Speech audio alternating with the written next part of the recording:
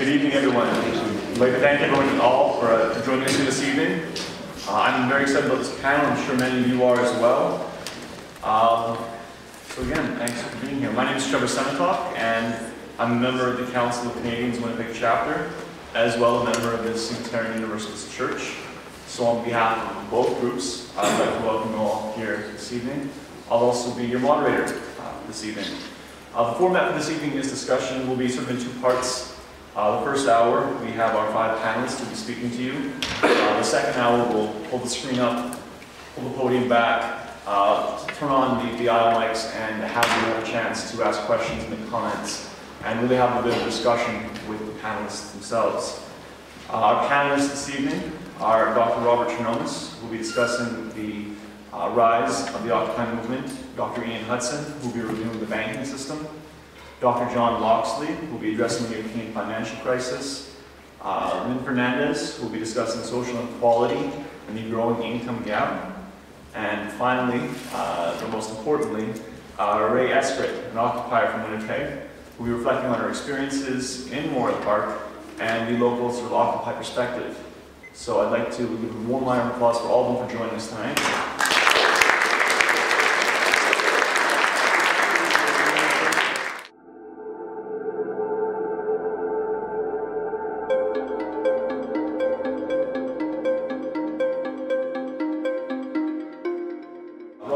Professor of Economics at the University of Manitoba. He has published in both the academic and popular literature with respect to macroeconomics, healthcare economics, and in the area of social economic determinants of health. He has lectured in Canada, the US, China, Africa, and Europe. Robert is the co-author with fellow panelist Ian Hudson of Social Murder and Other Shortcomings of Conservative Economics, and in 2001, The Gatekeeper, 60 Years of Economics according to the New York Times. He is politically active in his union, a board member on the Council of Canadians National Council, and a research associate for the Canadian Centre for Policy Alternatives. So let's give him a warm round of applause. Thank you.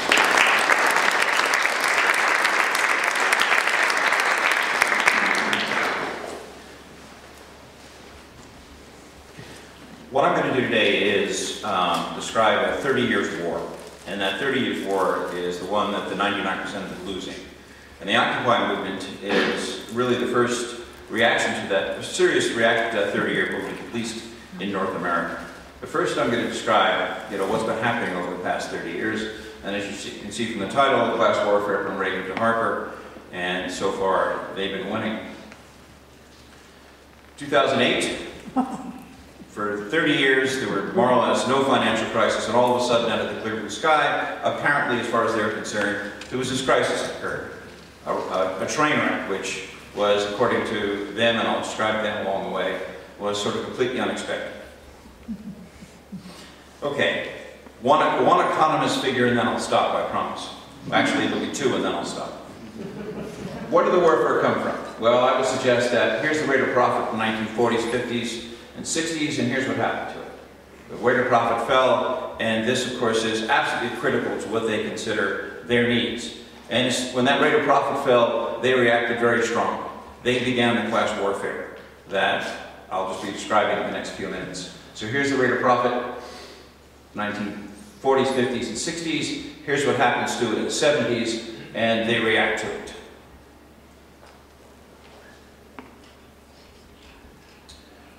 How do they react to it?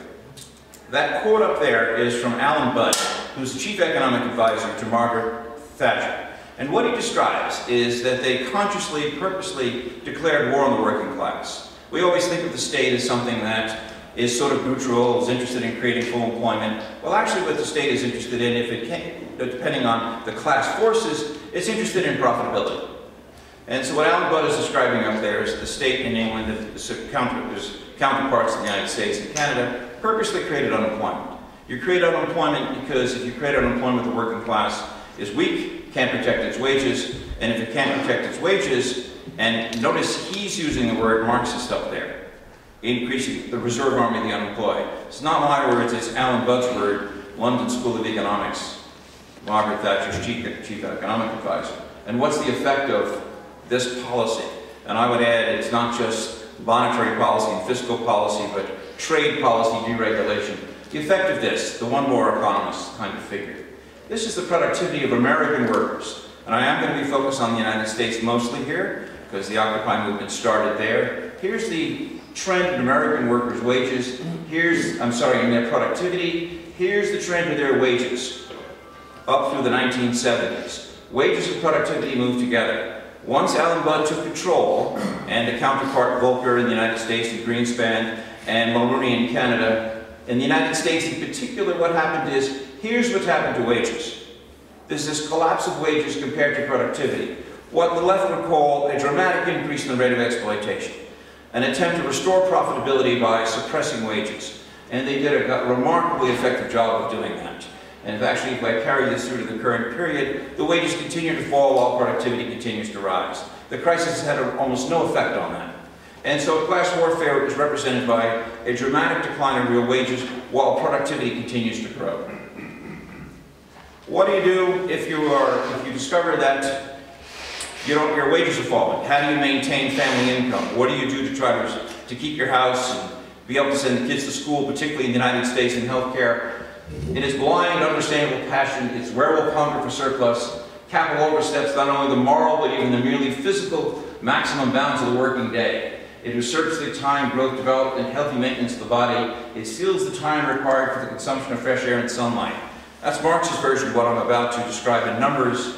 And of course, from George Bush, President of the United States, you work 3 jobs. Uniquely American, isn't it? I mean, that's fantastic that you're doing that. President Bush was a divorced mother of 3 in Omaha, Nebraska. Slightly 2 different perspectives on how the world should be working. So, what are the numbers behind this?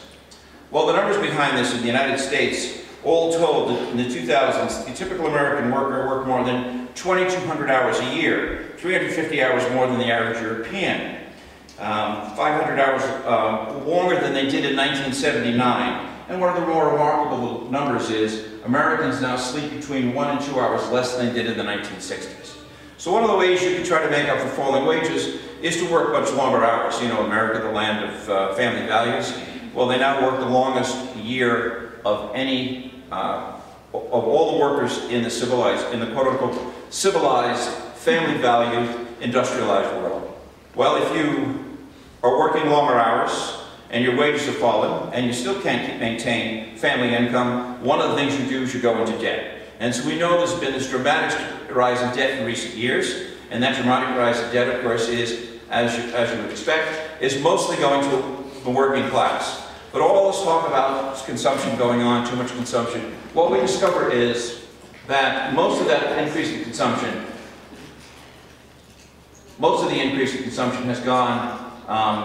has come from the top 1%. Working class people whose debt has grown have not increased their consumption as a share of their income, but actually it's the rich that have increased their consumption. Everyone hears about what was one of the hot items in the United States before the 2008 crash? $80 million private submarines. After the crash, Neiman Marcus just sold off 10 pewter-colored $400,000 Ferraris in 50 minutes on an online sale. And so the rich are still pretty rich, and they're consuming at a level. It's gotten so bad that Citicorp has sent a prospectus out to its clients and basically said, if you're thinking about where to invest, let's not think about investing in 60 million households in the United States where working people live, because there's 1 million families who consume as much as the 60 million, and their growth of consumption is growing even faster. Another sort of example of class warfare. What we're really interested in, what we're really concerned with, what we really think where the growth is going to be, it's in those submarines and those Ferraris, not in ordinary consumption. Class warfare that's been remarkably successful, both at the profit level and as well at the consumption level. And of course, people's capitalism, we hear about this all the time. Everyone's invested in the market, everyone has mutual funds. Well, here's what's happened in the same period. The richest 10% of the US population in 1976 owned 50% of the wealth. In 2001, they owned 70% of the wealth. And so people's capitalism has turned into a higher concentration of wealth than we've had before, since the 1920s, actually. Maybe the best way to describe this, you know, the usual argument, it's the 99% movement versus the 1%. Well, actually, if you break the numbers down, it might even be the 1/10 or 100th movement. 100th of 1%.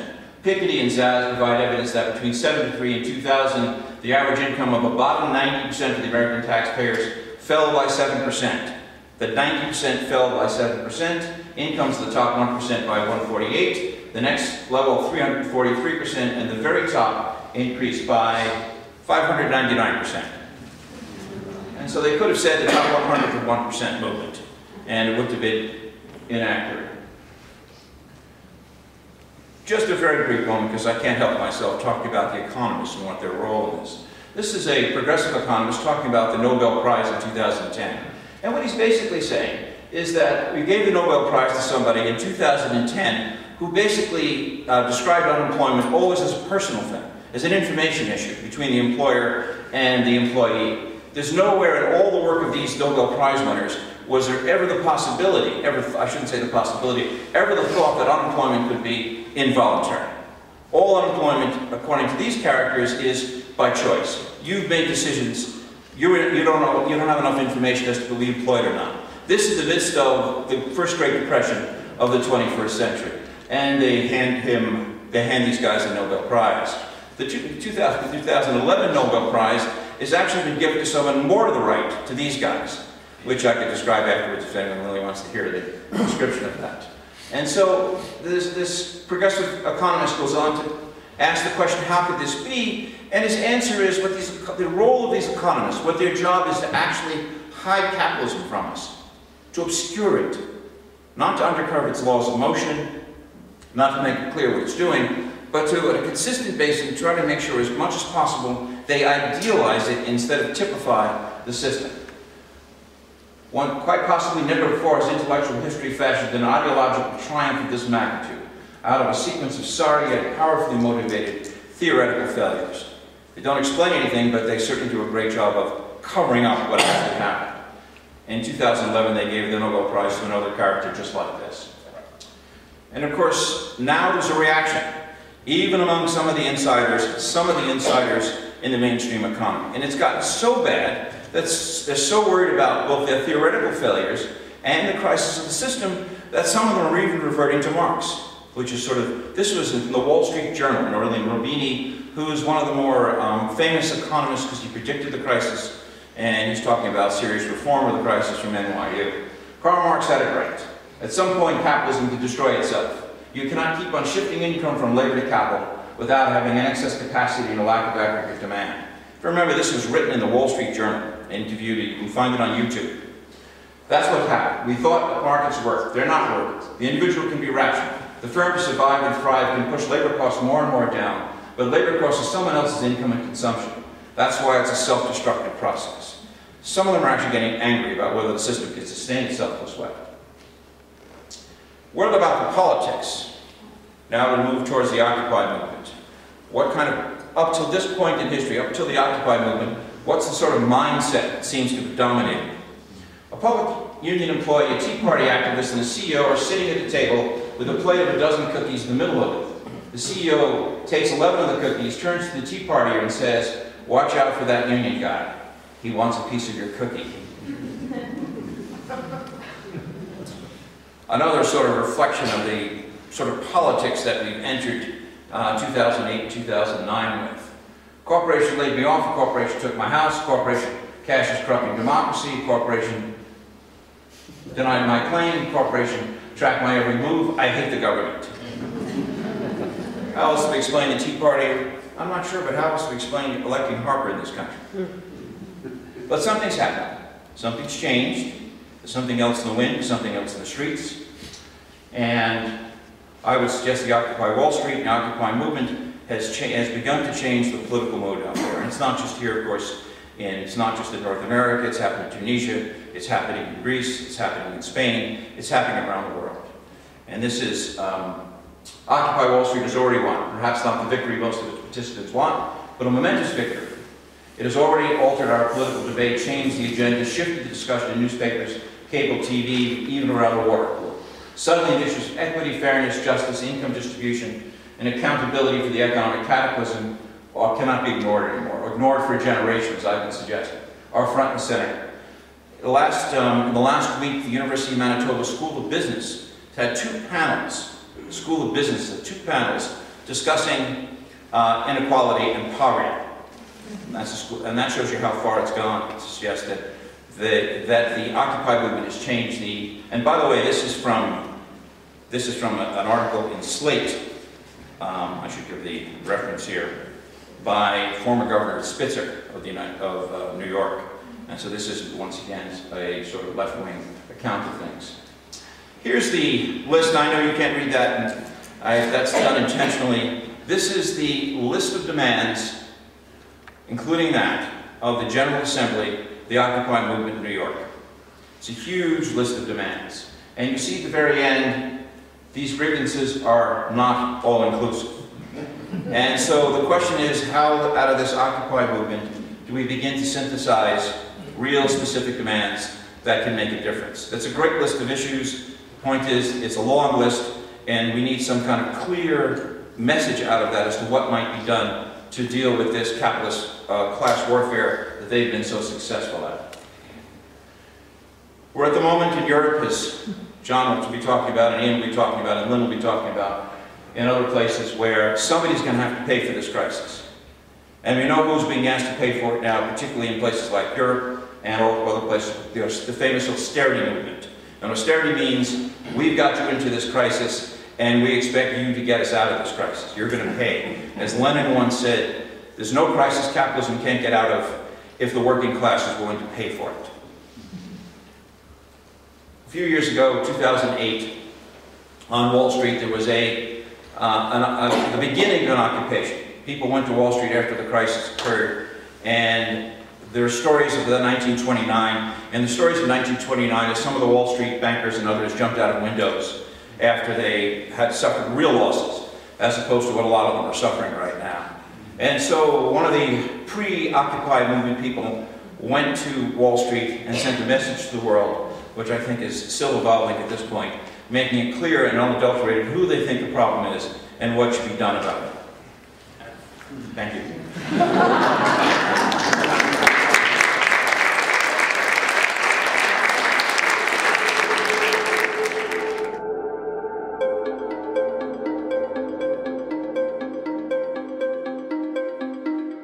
Hudson is an associate professor in the Department of Economics at the University of Manitoba, and is a research associate with the Canadian Centre for Policy Alternatives. His research is in the areas of sustainable development and political economy. He has co-authored 2 books with fellow panelist Robert Chernomas, and his presentation is drawn from the chapter of the book, The Gatekeeper, 60 Years of Economics, according to the New York Times, a chapter entitled Bankruptcies and Bailouts, to which all the other panelists have also contributed. Dr. Lynne Hudson.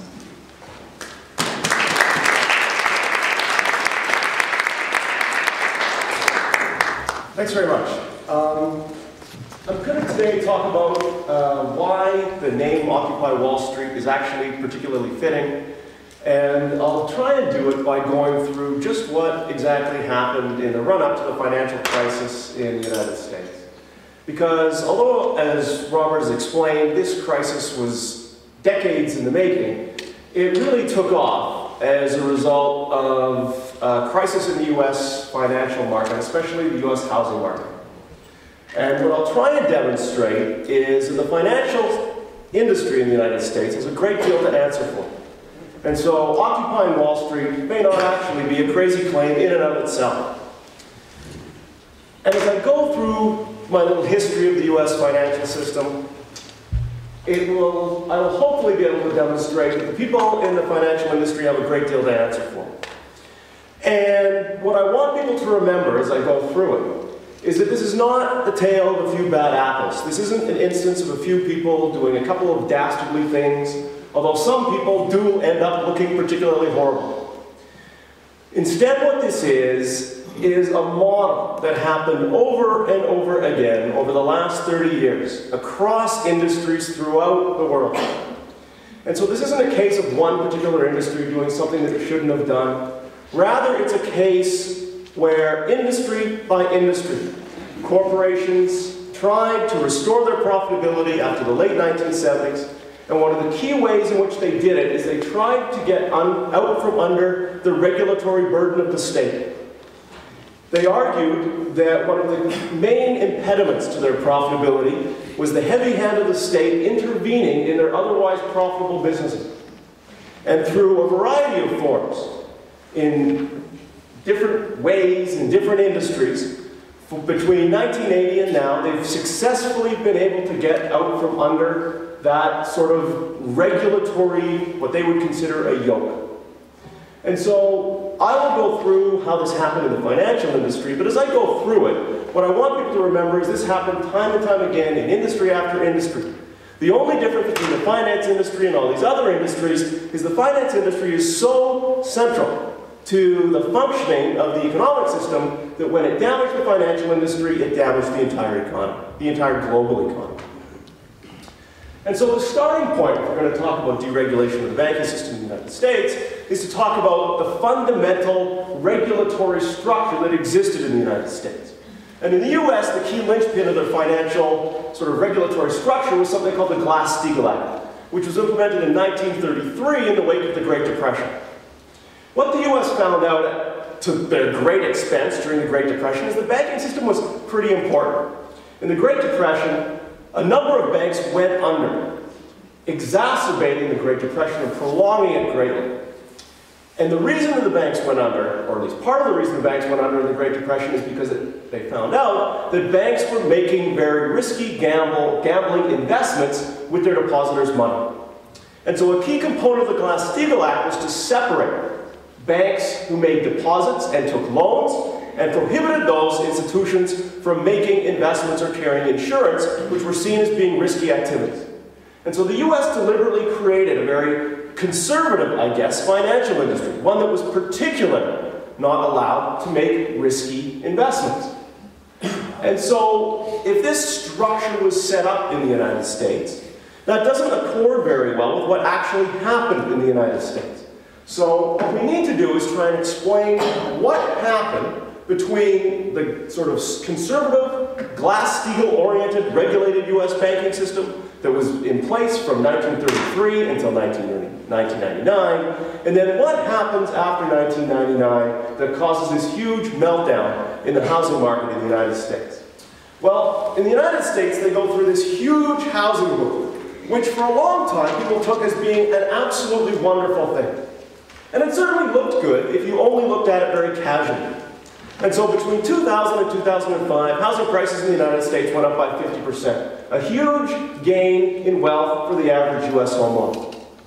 The problem with this was that it wasn't caused by the usual things that drive housing prices. Robert's already shown that people's incomes weren't going up. It wasn't driven by a huge increase in population. Instead, it was driven by speculative investment and risky mortgages.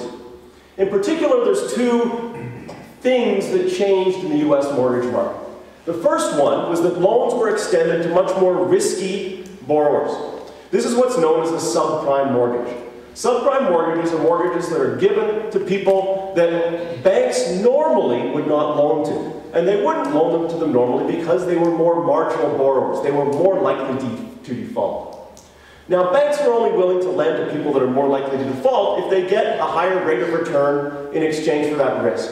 So these subprime mortgages tended to be higher interest loans. So you've got a marginal population with a loan with a higher interest rate than a less marginal population. So already you can see how risky this is. But the subprime mortgage market was even more risky than that.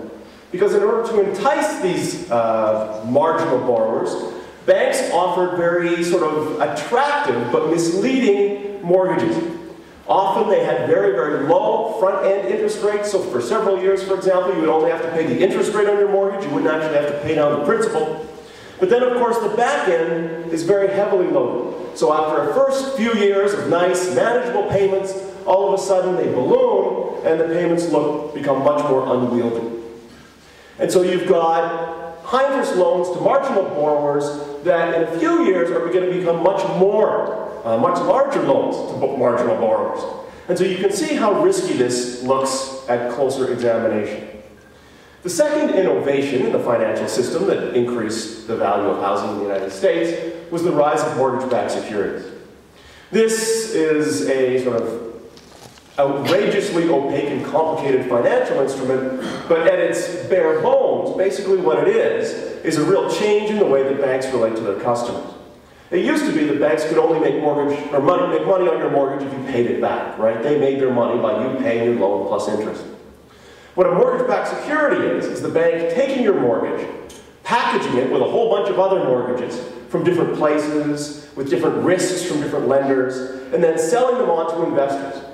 And so now banks make money simply by accumulating mortgages and then selling them on. They don't actually have to collect on that mortgage. And so banks make money by selling a large quantity of mortgages. They don't necessarily have to be of super high quality. That risk falls to the third-party investor. And so banks now have a much bigger incentive to make as many loans as possible, regardless of the likelihood that they're going to get paid back. And so you can see that the rise in both the subprime mortgages and mortgage-backed securities escalates dramatically in the year sort of by 2005. And so a careful examiner, and some people did manage to do this, pointed out that this looks pretty risky in the United States. But this was only picked up on by a very, very small minority of economists in the United States, and it certainly wasn't picked up on by anyone in a position to do anything about it. So you've got a quote here from Alan Greenspan in 2004, arguing that these things are fantastic, and in fact, if they do anything, it's increased the security of the mortgage market in the United States. But by 2007, the house of cards is so precarious that a very, very tiny rise in interest rates sends the whole house of cards tumbling. And as the tiny interest rate increase tips the balance away from a barely sustainable mortgage to a completely unsustainable mortgage, people start defaulting on the mortgage payments. The institutional investors that have bought the mortgage-backed securities can't get their money back. As houses go increasingly vacant, the value drops out of the housing market in the United States. So even if you repossess a house, it's not worth the mortgage that was taken out on it. And so the whole housing market collapses. And that was really the initial point of crisis that caused the entire economic crisis in 2008. And so how do you go from a very conservative financial industry that exists after Glass-Steagall to one where things look incredibly risky, although also, for a short period of time at least, very, very profitable? Well, the answer is not that this was a deep-seated desire of the public to do away with the Glass-Steagall Act and have a more profitable banking industry. Instead, the regulation was very much bought and paid for by the banking industry itself. And so we can take a look at the different factors that led to the elimination of the Glass-Steagall Act and the rise in risky banking in the United States. The first and most obvious is simply the influence of money in the political system. And so Glass-Steagall was repealed in 1999. You can see that in 1998, the finance, insurance, and real estate industry spent $200 million lobbying in that year alone. Not all of this was dedicated to repeal of the Glass-Steagall, but a considerable portion was. One particular firm, Citigroup, spent a fairly substantial $9 million lobbying and $2.7 million on political donations that year. And they had a particular interest in it because in 2008, they merged with insurance company Travelers Insurance in direct contravention of the Glass-Steagall Act. They, from their political friends, got a year's sort of hiatus where they were told, you've got a year to bring your company into alignment with the Glass-Steagall Act to meet our sort of regulatory requirements. What they did was spend the year not guaranteeing that their corporate structure met the requirements of the Glass-Steagall Act, but overturning the Glass-Steagall Act so that they didn't have to change their corporate structure. When they spent their money lobbying, they could count on some fairly nice support from people very well connected in the US government.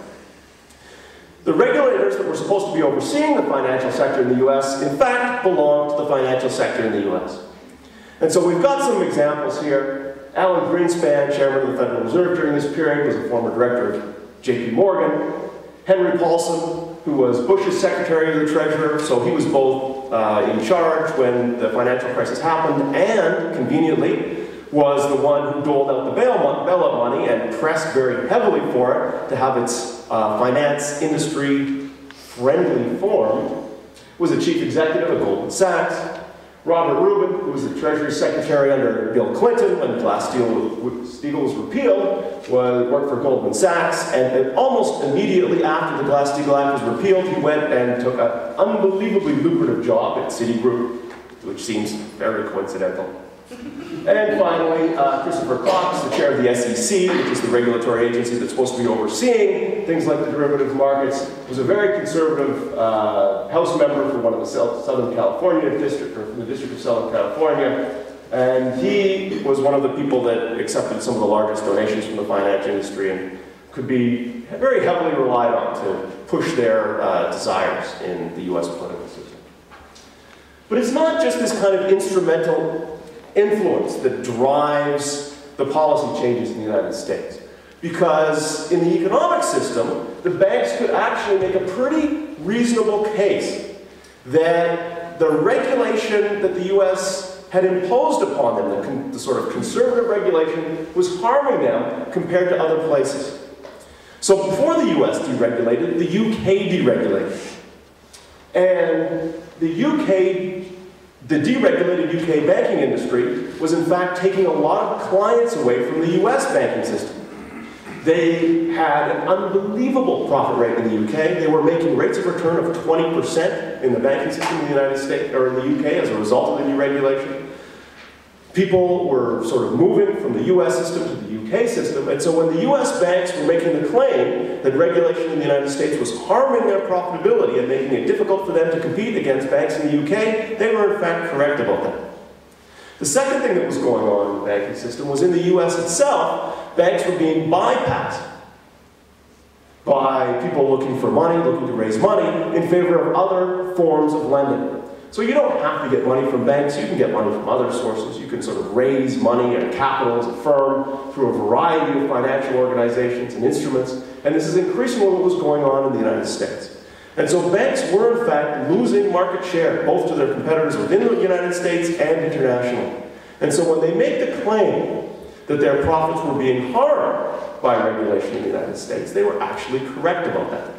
And so there is an internal logic in our economic system, where firms competing for profits do have to sort of locate and try and create the most profitable environment they can.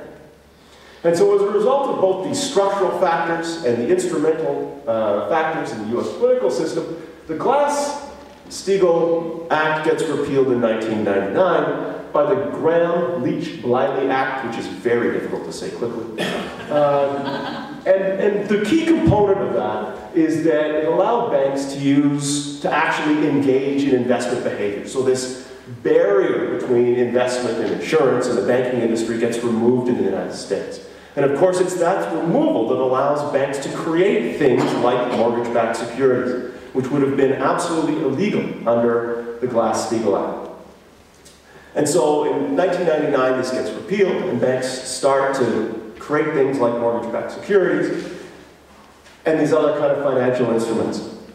This isn't the only thing that happens during this period. There is also a sort of not top secret because it was reported on, but a bit of a sort of secretive meeting between the Securities and Exchange Commission and 5 of the largest US banks, where the Securities and Exchange Commission basically tells the US banks, you know, we used to have some controls on how much you could go into debt, which is, of course, very, very risky, but we're going to remove those controls. And one of the people at this meeting, and again, when I said that this is not really a tale about a few bad apples, there are some people that come out not looking so great here. And one of them is Henry Paulson, because he was the CEO of Goldman Sachs, who was begging the SEC to remove these debt limits at this sort of secret 2004 meeting. Goldman Sachs then is one of the financial companies that goes bankrupt, and then it's Henry Paulson that ends up handing over the bailout money back to his own company, based on legislation that he himself proposed. So this doesn't look like. What we get as a result of the Great Depression is a dramatic restructuring of the way the financial industry is done in the United States. The question is this going to happen this time? We have a very similar crisis caused in very similar ways. What is proposed, or what's come out of the US crisis is what's called the Dodd-Frank Act of 2010. It is a pale and watery version of the Glass-Steagall Act. It does have some provisions about sort of consumer protection and place some restrictions on the banking industry, but they're not very big, and they are, as we speak, being challenged by Republicans in the United States. And so there's even some questions about whether even the mild provisions passed by Dodd-Frank will be preserved.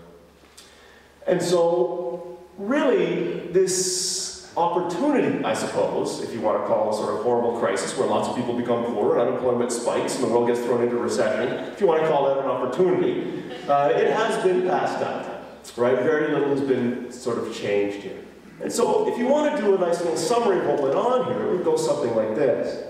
A regulated industry lobbies government to repeal their allegedly archaic regulations that are constraining profitability. The very deregulation lobbied for by the industry causes a crisis in that industry. And that triggers a massive government bailout and economic crisis, paid for by the people that caused the crisis, or sort of imposed by the people that caused the crisis in the first place on everyone else. And so, here are some of the bullet points from Robert's gigantic list of things demanded by Occupy New York. And some of them make a whole lot of sense if you're looking at the financial industry. So, in their list of grievances against sort of US firms in general, they have taken bailouts from taxpayers with impunity and continue to give executives exorbitant bonuses. They determine economic policy despite the catastrophic failure their policies produced and continue to produce. And they have donated large sums of money to politicians who are responsible for regulating them. That is exactly the story I've just told you. And so the list of demands of Occupy Wall Street and their list of grievances are not crazy. There's lots of pictures of people in the United States marching up and down with signs that say, "Bring back Glass-Steagall." It's not crazy. It makes a lot of sense. It seems a little odd, you know, in a sort of isolated, one-picture-oriented environment. But it is the repeal of the Glass-Steagall bought and paid for by the financial industry that in many ways was the touchstone or the sort of the touch paper that caused the financial crisis. Thanks, Fernandez.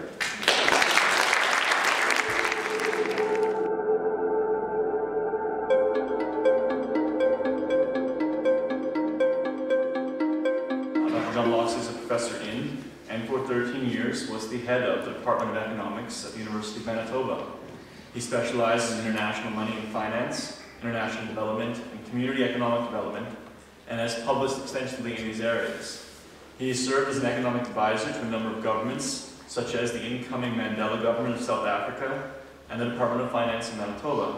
His previous appointments include the chief economist of the National Commercial Banking System in Tanzania, and the Secretary of Resources and Economic Development, Committee of Cabinet, Province of Manitoba.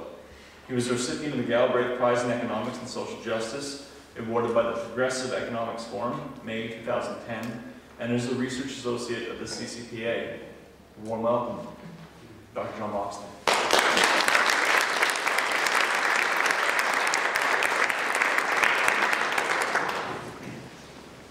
Thank you. I'd like to begin by putting the European debt crisis into perspective. We now know quite a bit about crises. There's been a study of sovereign debt crises in 70 countries since 1800. What this study shows is that these are a recurring phenomenon. There are long periods of time where a high percentage of countries are undergoing debt crises. These sovereign debt crises tend to follow bank crises, which in turn follow credit booms and asset bubbles, real estate booms. There's a striking correlation between the freer movement of capital globally and the incidence of banking crises since 1800. And capital surges are often, these big flows of capital are often followed by debt default, currency collapse, and inflation. This is the chart that shows you percent of these countries in default or restructuring since 1800. You can see these are very common patterns of crises. This chart relates in the red, this is increases in capital mobility tied to banking crises. And you can see a very close relationship between those two. So that's as a backdrop to the current sovereign debt crisis. The current debt crisis is widespread. It's not confined to Europe. It was completely unforeseen, it wasn't forecast. Debt grew very rapidly before the crisis. There was a huge growth in debt to bail out the banks because of the bank problems that Ian has talked about, which affected not just North America, but also Europe. In fact, Europe had a much bigger housing collapse before the US.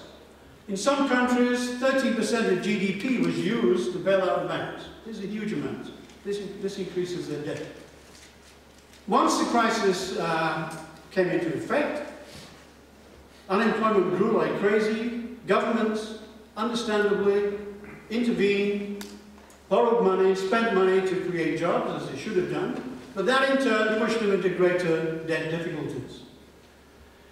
In Europe, on entry into Europe, there were two conditions that countries had to meet. One was that their gross debt, the gross amount that they owed, must not be bigger than 60% of their income and GDP, and that their annual budget deficits must be less than 3%. And those budget deficits would include costs of servicing debt.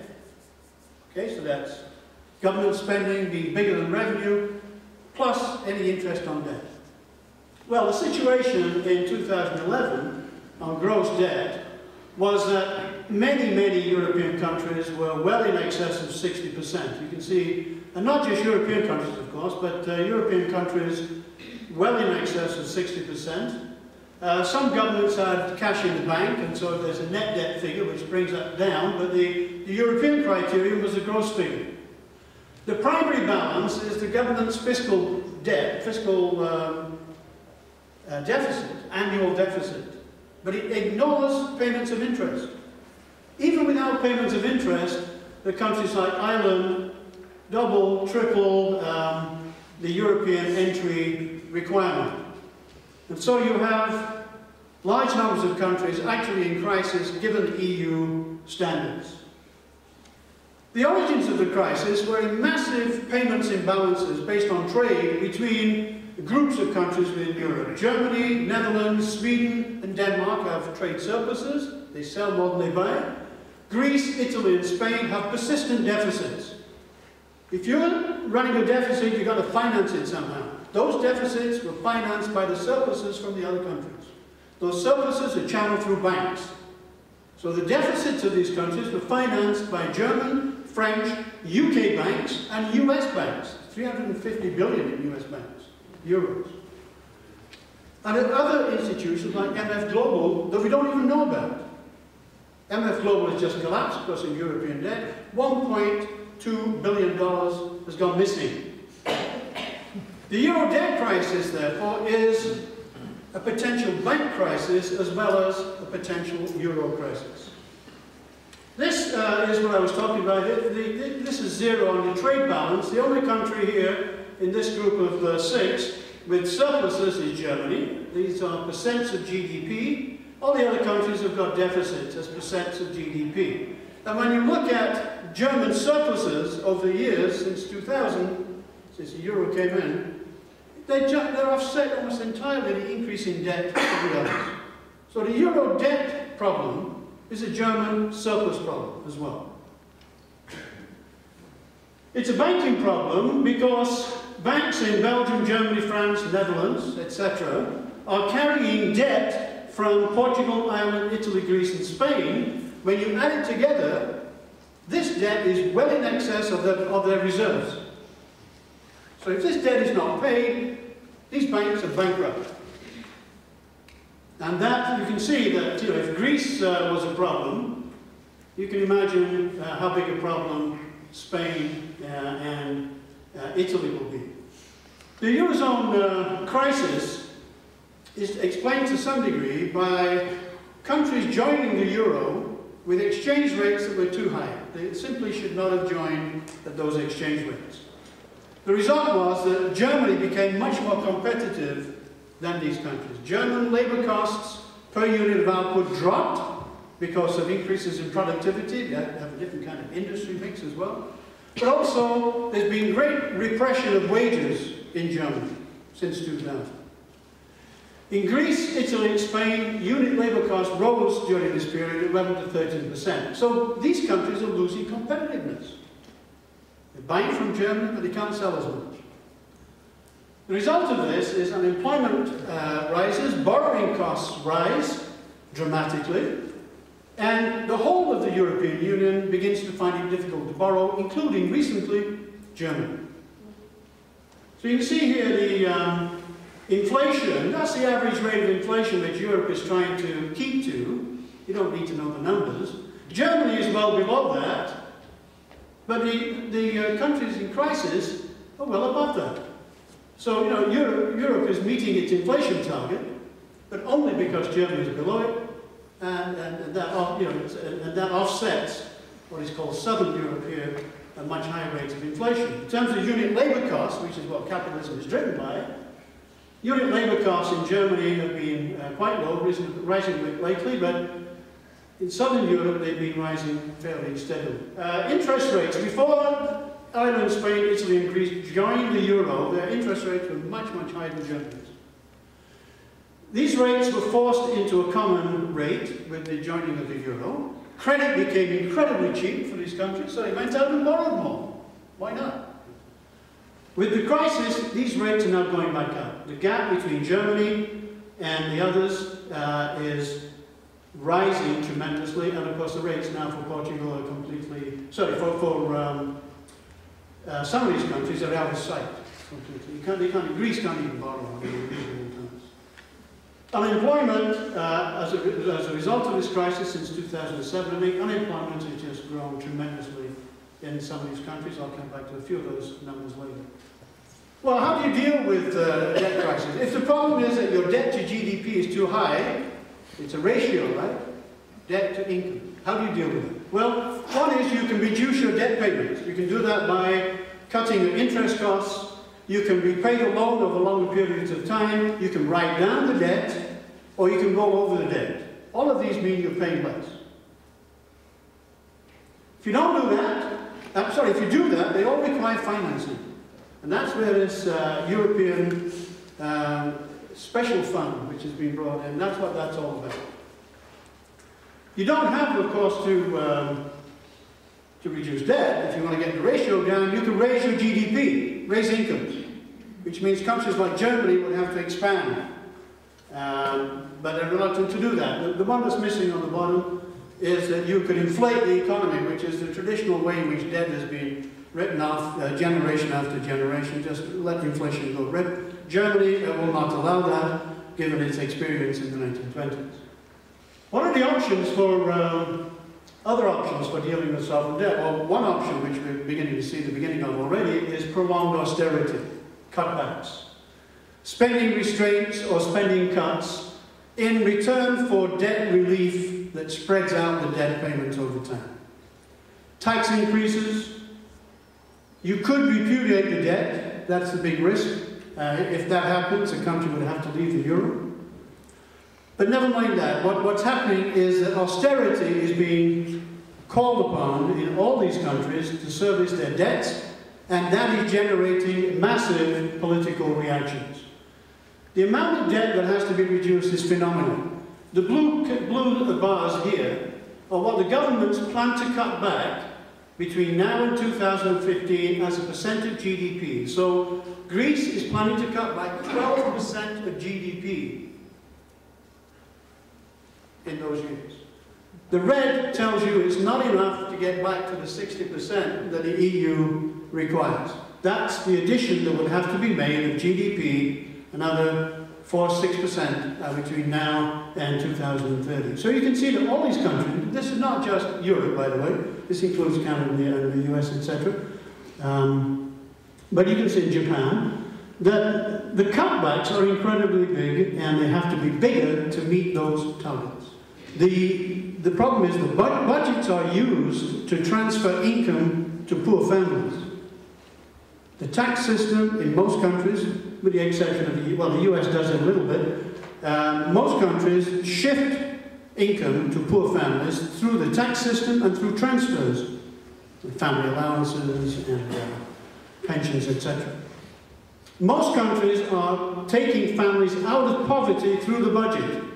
So in Germany, for instance, 7.4% of families are low-income families before the budget. only 2.8% are. There's a drop of 62% in low-income families. Sweden, 9.6, drops to 2.1, 78%. The drop in the States, of course, is much less.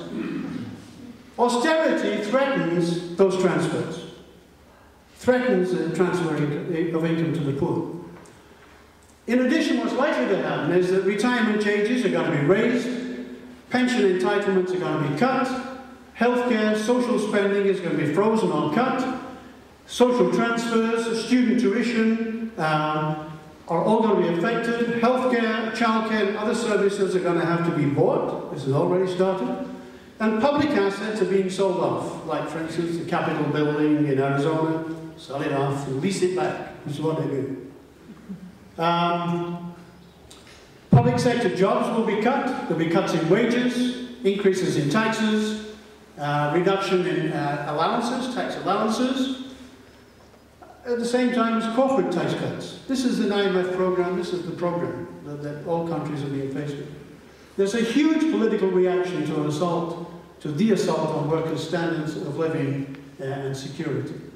The result, of course, is that you cut back government spending, you throw more people out of work. So if you go through that list of countries, all these countries have got huge unemployment rates.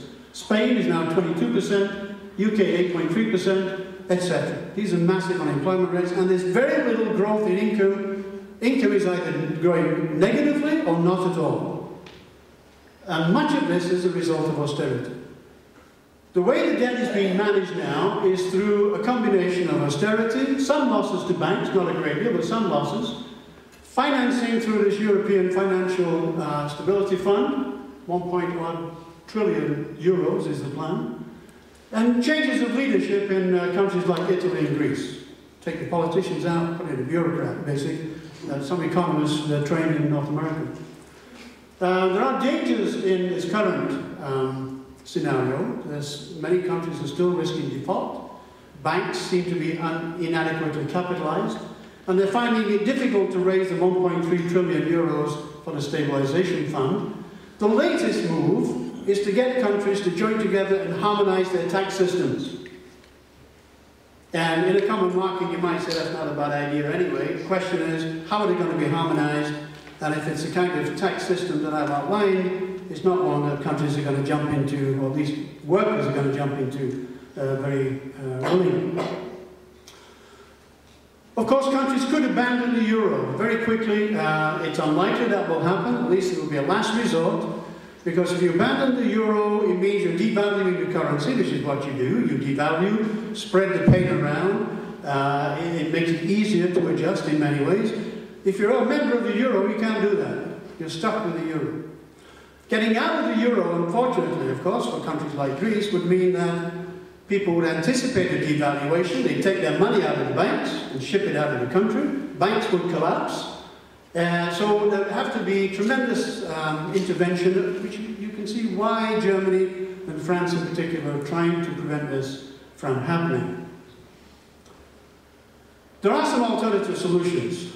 One is that Germany in particular could expand government spending and raise German wages.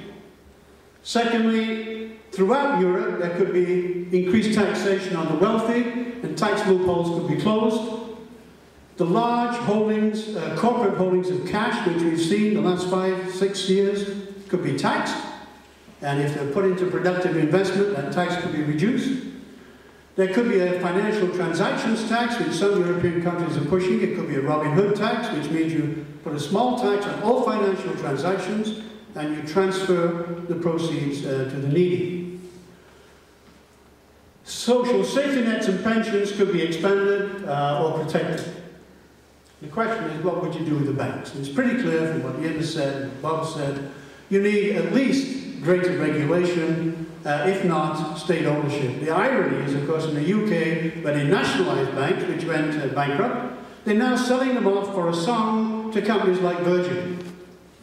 So, you know, taxpayers are being hit twice. And there's a little graph at the end, which is a proposal to allow wages to grow more quickly in Germany, but still to allow them to grow in the rest of Europe. So eventually, the two growth rates of wages would coincide as they did in 2000 in the year 2022. And in the meantime, that would increase the competitiveness of countries that are having major problems and in the process incurring much larger debts. Thank you.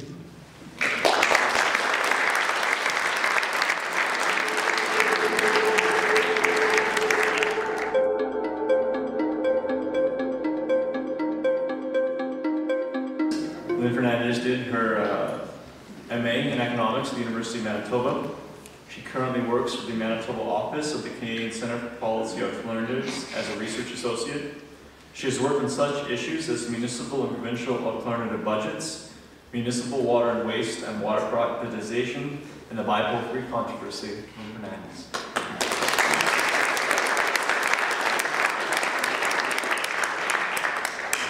Thank you very much. Just so you know, I'm actually a product of these characters here. So anything that I say that's wrong is their fault. 3 years ago, this same panel convened to discuss the causes of the 2008 financial meltdown. And now we're here to talk about the Occupy movement. And of course, they're related. Occupy is a response to the crisis and the recession that followed, and the ongoing societal problems that we're facing. Assuming that we ever get through this financial crisis, the one that John just explained so well, we're still going to be dealing with many of the issues that Occupy is trying to call to our attention because a lot of these conditions existed before. Can you read what that says between, I don't know if you can read that. It says, interesting, the gap between the rich and poor is not as great as we thought. The conditions that caused the bubble to burst in 2008 have been described quite well already by Ian and Robert and John, and they've been building for 30 or 40 years now. And they include the erosion of the financial regulations that Ian described, and cutting of taxes, I would also argue, the loosening of labor laws, which I'm going to talk about a bit, and the erosion of the standard employment contract and rise of precarious employment. CCPA has been warning of these things for quite a while now, even before the financial crisis. And our national office did a report in 2007, before the crisis, called The Rich and the Rest of Us. It was done by Armin Yelnitsky and our senior economist. And our own Ian Hudson did a report for us that looked at the same phenomenon in Manitoba. And I'm just going to quickly look at some of that data that came out of those reports. This is from The Growing Gap by Armin, and it gives us a pan-Canadian view. So it talks about, or it illustrates what Robert was talking about in the US, but it gives us a Canadian perspective. Now this graph does two things. It takes all the income earned by Canadian families with children, and it breaks it into deciles, or into 10 equal groups, from those who receive the least amount of that income to those who receive the most. So category 1 here represents those Canadians, the 10% of Canadians who receive the least amount of income, and this 10th decile represents the 10% of Canadians who received the most. The second thing that this graph does is it breaks the income into two periods, and the first period is 76 to 79, and the second 2001 and 04. And the reason that Armin and Ian chose these two periods of time is because that's when the Canadian economy was growing, gangbusters, unemployment was low, productivity was high, and everybody was generally very happy. So when we compare the way the income was broken, the way it was shared between the two periods, we see some interesting stuff happening. In the first decile, you can see that share of income did not really change for the poorest 10%. It's about 2.5%. But when we look at the 10th decile, we see that there's quite a jump there, and this is really the only decile with a significant increase in the share of income. So their share of income has gone up about 4%.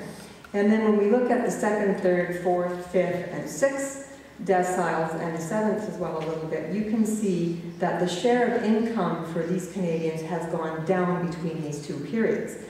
The other thing that's interesting about these two periods is that GDP, or the economy, actually doubled between those two periods. So we're talking about a doubling of GDP, and yet a very skewed way that income is being split. with of course this being very notable. If we look at the data that Ian analyzed in his report, which is called Stuck in Neutral, we see the same sort of picture, although some of the proportions are different. It's quite notable here that the lowest decile in Manitoba is receiving less than 1% of income. But we see pretty much the same sort of pattern happening here. And once again, when we get to the 10th decile, you can see that, that the top 10%, their income has gone up 4% between those two periods. It's interesting when we look at the same data, and this would be the same data that we looked at in the last graph, but it's just got actually, instead of percentages, it's got actual amounts there, which you can't read, so I'm going to fill that in for you. But these two graphs show distribution of earnings for Manitoba families before taxes, and this shows you what it is after tax.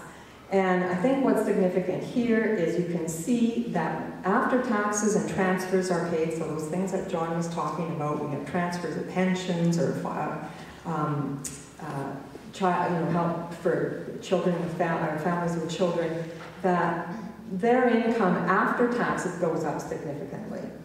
And when you look at the graph here, you can see for the top 10% that their income has gone down quite a bit. And I'm just going to tell you what these numbers are so you can get an idea. Families in the bottom decile here, their income before taxes is actually under $3,000. But when we put it, when we look at the graph after tax, their income goes up to just under $25,000. So you see that this redistributive effect of taxation that we're talking about. For the 10th decile, before taxes, they are earning just over $147,000. It's a median income, right? Yeah, this is median. And the income goes down, the median income goes down after taxes to almost $118,500. So this is exactly what we want to be seeing in a progressive income tax system, that the things are being redistributed. Also significant is that the bottom 4 deciles, the 1 to 4, or 40% of Manitoba families actually show an increase in after-tax income. And that's what we should be seeing in a progressive income tax system. Now, it should be better. This is not necessarily doing well, but at least it's starting to do its job. But I think what this shows very strongly is that this income tax system can be a very powerful tool for redistributing income and reducing inequality. Keep this graph in mind for a little later when we see what's happening with Canadian taxes. Now let's look at some more recent research.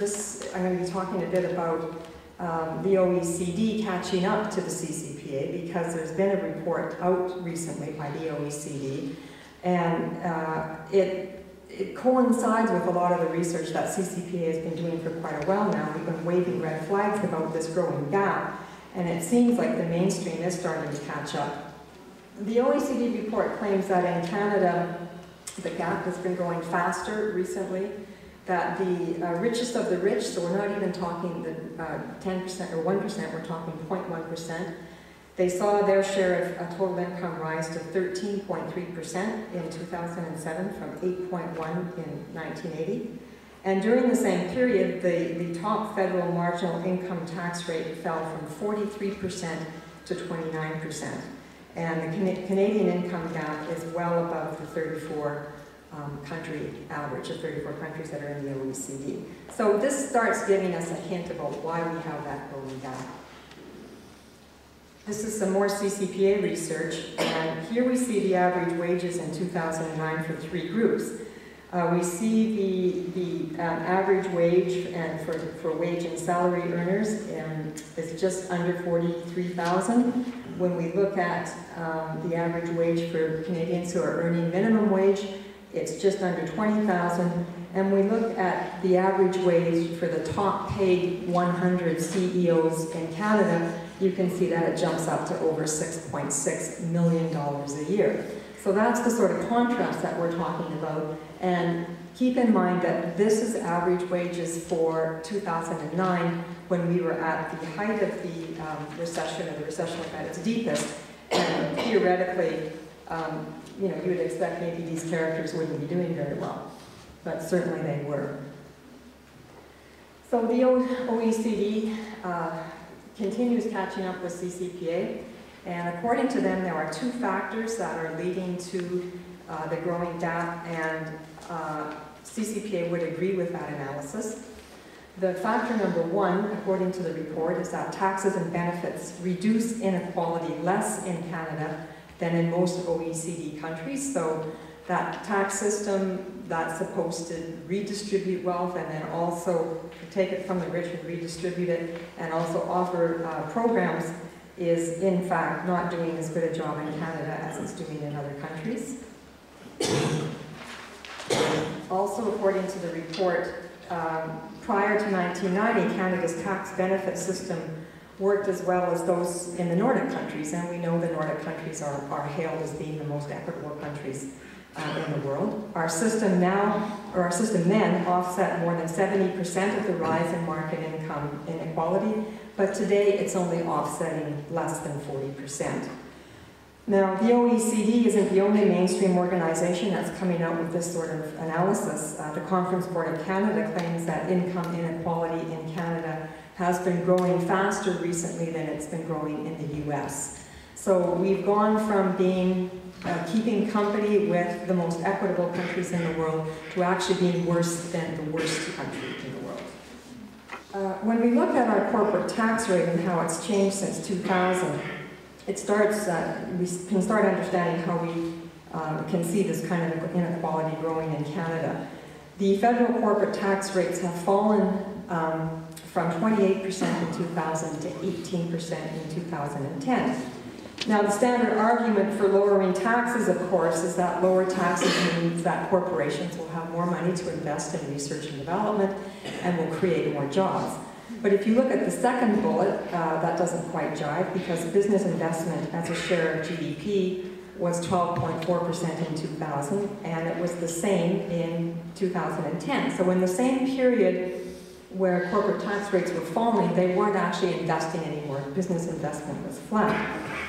And also in the 1960s, when Canada's economy was at its heyday, the corporate tax rate was 40%.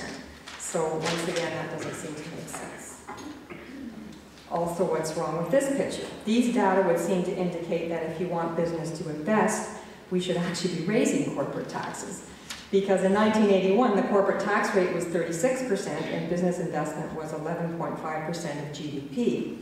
But by 1990, the corporate tax rate was 28% and business investment was 10.8% of GDP. So rather, as we see the tax rate coming down, we'd expect to see the investment rate going up, when in fact they both came down at the same time. So by the same logic, I'm suggesting maybe we should try raising the corporate tax rate and see what happens to business investment, because that would seem to make as much sense as what these guys are telling us.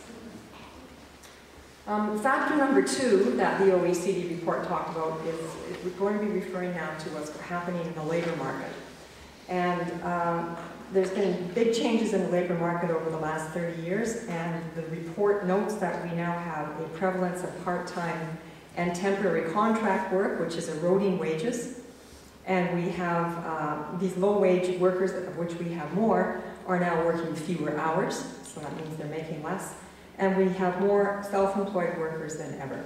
They also note that publicly provided services, such as employment insurance and health care, those sorts of things, fulfill an important direct redistributive role in our society, and that changes in employment protection legislations had overall disequalizing effects.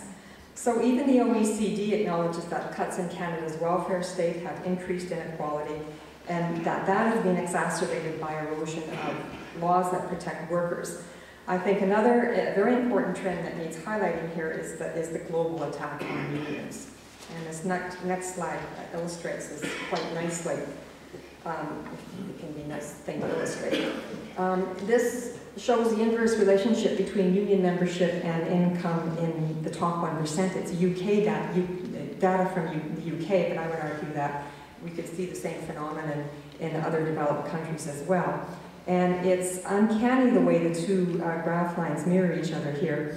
If you look, look at union membership and its growth from, say, the 40s up into 78, you see that it's growing. In other words, more workers are unionized in this period. They're joining unions.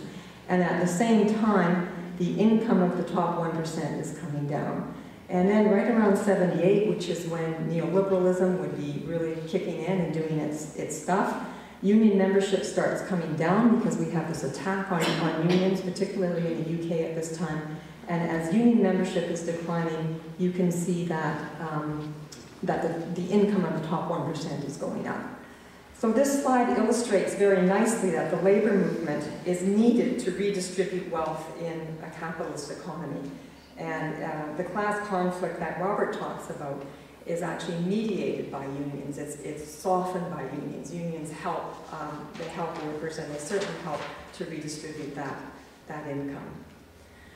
So we're almost all on the same page, which is something I didn't think I'd be saying this 3 years ago. We've got the OECD and the Conference Board of Canada starting to sound like the CCPA. We all agree that we need to restore tax rates to more rational levels, and I'm talking about corporate tax rates and marginal tax rates on the rich. We need to restore social programs such as EI. We desperately need a national poverty reduction strategy in this country. It would be helpful to introduce a national pharmacy care plan, introduce a national child care plan, and all these things would stimulate the economy and create jobs.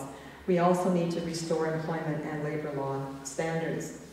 But if you ask me how much longer occupiers are going to have to wait for that to happen, when I look in my crystal ball, it says at least 3 more years, because this character space keeps coming up every time I look in. I just can't get rid of it. Wish I could get in the crystal ball. Now, I hate to be the one to contradict Mick Jagger, but studying economics has taught me that you don't always get what you need. And what we need are these things here: restoration of social programs and increases in taxes, and we certainly need continued investment in public and social infrastructure. But we're not going to get what we need. What we're going to get is this stuff here, including further attacks on labor, especially public sector unions. If you remember how the Harper government went after the Air Canada workers, that kind of stuff we're going to keep seeing. And we're certainly not going to see any help for the precariously employed. Rather than getting what we need, we're going to get what they want, and what they want are austerity measures, as John was talking about. We're going to see public sector layoffs and erosion of labor laws. Ironically, we are going to see more prisons and more fighter jets and unabated greenhouse gas emissions. So there will be some spending, but it's going to be on things that we don't necessarily want. So all these things are going to make the growing gap worse. They're not going to help at all. They're going to make things worse. But what's better today than 3 years ago when we first did our public forum is that I think the pendulum is starting to swing a little bit towards something more moderate. When you have organizations like the OECD and the Conference Board of Canada starting to sound like the CCPA, I think that something's in the air, at least I hope it is. And I think the Occupy movement is starting to shift public discourse and starting to make the general public aware of these sorts of things that we've been talking about tonight. When we can combine solid research with social activism, I think we have a powerful tool. And the question is whether or not we're going to be able to stay in the public eye. I certainly hope that we can. Just sort of some quick closing comments. I heard an interview on CBC on Sunday morning with Michael Enright, interviewed the president of Iceland. I don't know if any of you heard that. Very interesting, wasn't it? Yeah. And what the president of Iceland talked about was how they refused to bail out their banks. And there were 3 banks that collapsed, and they just refused to bail them out. And in fact, he held a referendum and asked the people of Iceland what they should do about this problem, because all the economic orthodoxy was telling them, bail them out, you have to bail them out, you have no choice. And the people of Iceland said, no, thank you very much, we're not going to bail them out. And so the president said, no, we're not going to bail them out. So rather than giving all that money to the bankers, they invested it in Iceland. They used that money to help people who were suffering the most from the recession. And according to him, and John will correct me if I'm wrong, Iceland is starting to turn around. It's the first European country that is starting to turn around. And they're expecting GDP growth of 3% next year. And when Enright sort of pushed him on this, like, why were you doing, what were you thinking, why did you do this? The president said, well, it was clear to me that I had to put the democratic rights of people ahead of any rights that the market might have. And I think that that's what the Occupy movement is actually telling us, and if we have to boil it down to one point, it's like, you know, Robert's long list there, which are all valid points, of course, but I think if we can boil it down to one thing, that's it. And I hope that the rest of the Western, you know, supposed developed world comes to its senses the way the Icelandic population did. And just in closing, I think, like I said, if we can get it down to just one statement, I can't speak for the occupiers because I'm not out there putting up with all the stuff that you guys are putting up with, and the insults and the cold and God knows what else you're putting up with. But my sense is that the one demand would be a return to democracy and a return to governing for people, not financial markets. Thank you.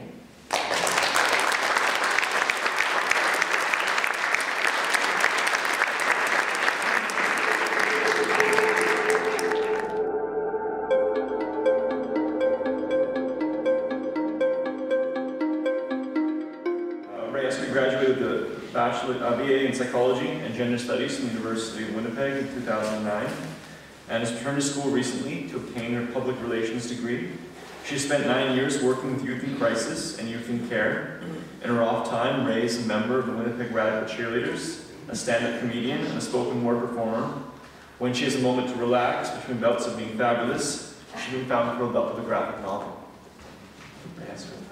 So, I'm not an economist.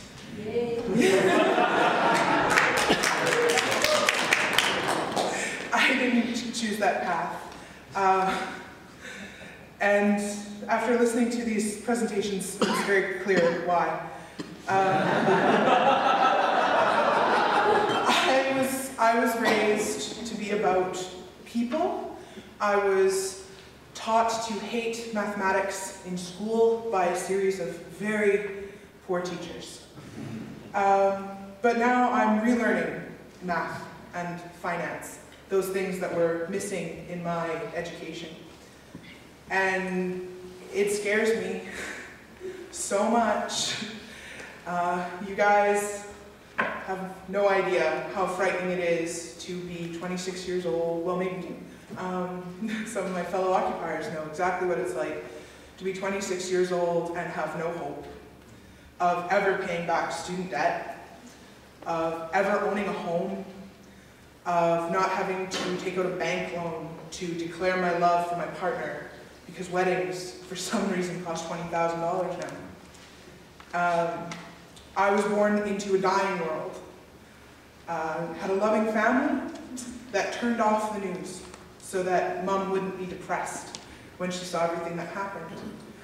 I live in a world where the government does not serve me or my family or the children that I work with. I live in a world where the government seems to think we don't matter, that minorities don't matter, and that women don't matter. We have lost sisters in spirit. We have the UN is now becoming concerned with Canada's loss of women. We're killing women at a fantastic rate, and our government doesn't see fit to investigate. We're losing an environment. We're losing our oceans. Our source of life is gone. And we seem to be denying the fact that it's happening. My problem with the world is that they're focused on an imaginary concept of money that does nothing for me, and probably very little for you, but still seems to be the driving force in everything I've ever learned. Everything that the government, that my education has ever told me is about the bottom line. I attend the University of Winnipeg for a second degree, and my teachers tell me that the bottom line, before your legal responsibilities, before your social responsibilities or your ethics, comes profit. And I refuse to accept that reality. I refuse to live in a world of profit for people. I refuse to live in a world that is okay with 1% of the world kind of living in a separate reality from the one that I inhabit. I want them to see the way I live before they judge the choices that I make. We are looking at a Harper government forcing Bill C-10 on us, something which gives marijuana growers a longer sentence term than someone who rapes a 5-year-old. And I can tell you who I'd rather live next to and who I'd rather have walking the streets. So when I'm looking at something that doesn't help with mental health, doesn't deal with rehabilitation, and doesn't deal with the actual root problem, I'm wondering why they're insisting on making criminals and then punishing them with a system that doesn't work and guarantees we lose money and is kind of detrimental to the whole prison philosophy. I'm looking at a justice system that has nothing to do with courts or police. I live in a world where I'm afraid of the police and I've done nothing wrong. They're the last people I want coming and knocking on my door, and they're supposed to be the image of safety and security. I live in a world where if I get raped, I am not the victim, but the person to blame because sex was in the air and I wore makeup. How dare I? And no one really seems to mind about that. They're stealing money from us. They're stealing our lives from us. And the answer seems to be to turn off the television and to disengage. And that scares me. I was raised to think that if you do exercise your rights, they will disappear. And they are disappearing. We are losing them. Piece by piece, bit by bit, they're going. And I can't seem to stop it. I'm just one person. And then Occupy happened. And all of a sudden, there was hope for me, for my people, for the bottom people. We were there. We were legion. The internet brought us together in a way that all of a sudden we were militant. We could stand together and say, this is wrong. Capitalism is wrong. It's hurting us. It's hurting more of us than helping us. Why? We could sit together and ask these questions and live together and breathe each other's souls in so that we could understand the multiple problems that we're facing. And we haven't had an easy time, and we won't have an easy time. But we're beginning something really special. And I hope it doesn't end. The camp will end. People will stop camping. But we will return to our homes with spirit and with the knowledge that we aren't alone and that we are affecting change and that we will continue to act and we will continue to act together and we won't disintegrate the way the left is fantastic at doing. We can't toe a line. We will argue about the tiniest minute details instead of saying, we agree on a general principle, they don't agree with us, let's go convince them instead of arguing amongst ourselves. And I think that's something that we're learning to do within Occupy. And I think it's a great civics lesson for my generation, who has been so neglected in our civil responsibilities. And I want to call up Chris, who's a little bit more legitimate than I am. I have gone home. I have moved indoors because of exams. And I'm not quite as hardcore as Chris, who can sit in the cold during exams. And I want to have him come up and tell you about Occupy for him.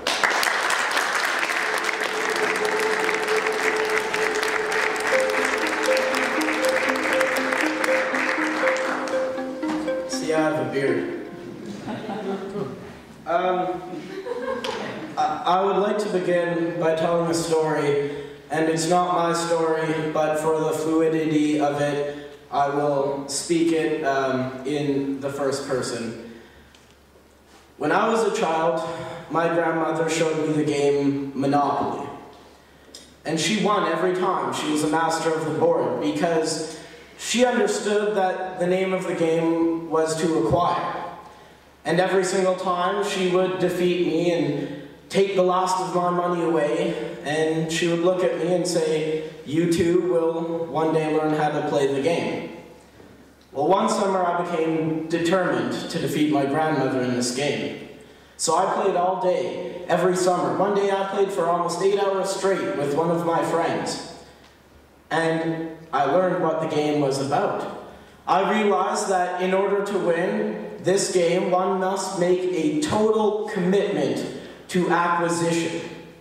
And so that summer I sat down at the board with my grandmother to play, and I defeated her. I took her for everything that she had, all her properties and her money.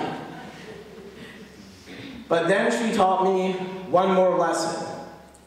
She said, "Now, it all goes back in the box. All the properties, the hotels, the houses, all the utilities and the railroads, all the money, it all goes back in the box. Because it was never really yours to begin with. You got all heated up about it for a while, and it seemed like a big deal at the time, but it all goes back in the box. Everything that you have, your job, your car, your houses, your titles, and your clothes, it was never really yours to begin with. Because it was there a long time before you sat down at the board, and it will be there a long time afterwards. So once you have acquired the ultimate job, the ultimate position, you have the biggest house, the nicest cars, you have to ask yourself, now what? You have to ask yourself what it is that really matters.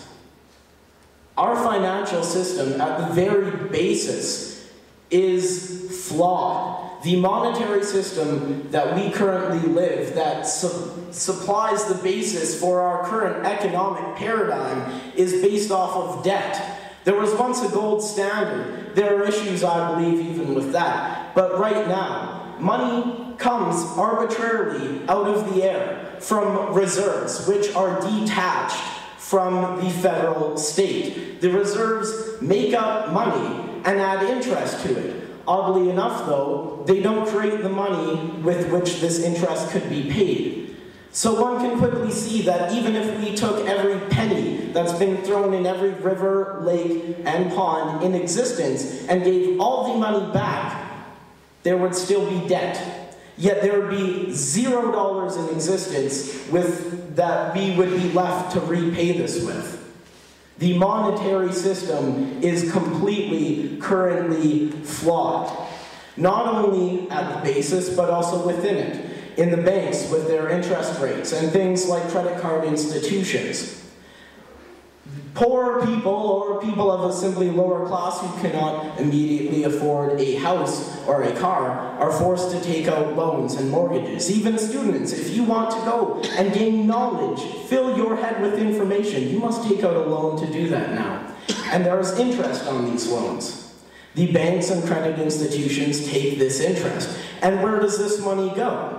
It goes to the people who are gaining interest. To people who have investments and stockpiles of money in banks which remain inactive. Not only do they not spend this money on helping each other, they don't even spend this money on themselves. The interest goes all to them, and they do nothing. They provide no material objects for society, they provide no services whatsoever. Same with investors and corporations who buy stocks.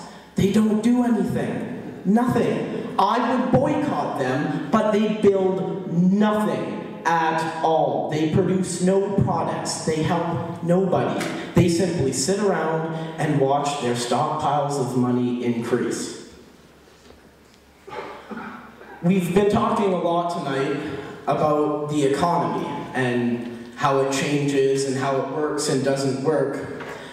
But if you all go home tonight and you look in a dictionary and find the word economy or economization, you will find a very different definition than the way that we live. We call this an economy. An economy is supposed to provide efficient, long-lasting, renewable materials and resources, but our economy, as you can see, does not. I'm sure many of you know this from firsthand, as I can see some older people in the audience tonight, and I know for a matter of fact that, for instance, the refrigerators and stoves that you owned back in the 50s, a lot of them kept on running, and some of those appliances may still be running today. However, if you look at new products on the market, they're astounding if they last 10 years, and they often very suspiciously seem to go out right after the extended warranty expires.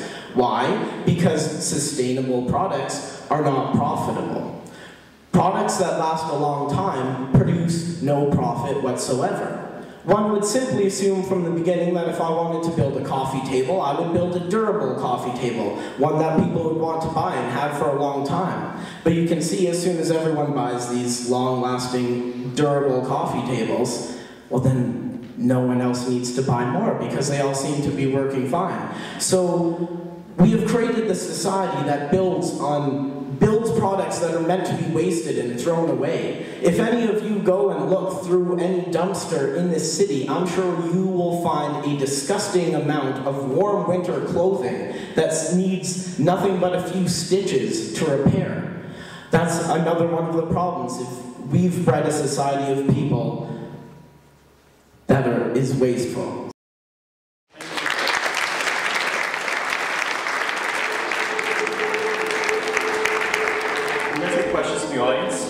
So if you have a question for the panelists, please step up to one of the 2 microphones in the aisleway.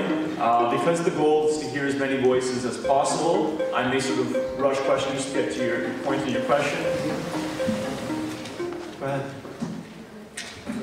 Well, I'm one of the old folk, and I do want to apologize to the young folk because I was your age once too. And I have a lot of beliefs that were strong, and I think our group blew it. I think we blew it because things came very easily. When I had a student loan, I saved money that year. Go figure. I got a job just because I was standing and breathing. That was the only qualifications you need. Times are really good. And I think we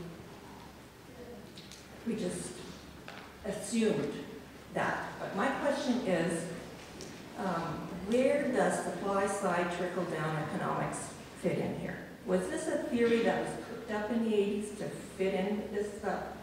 I never thought I'd compliment the first president, George Bush, who I don't approve of at all, but he called it voodoo economics. But it seems to be that is now the fundamental view of politicians, but I don't know if economists are as gaga about it as the politicians are.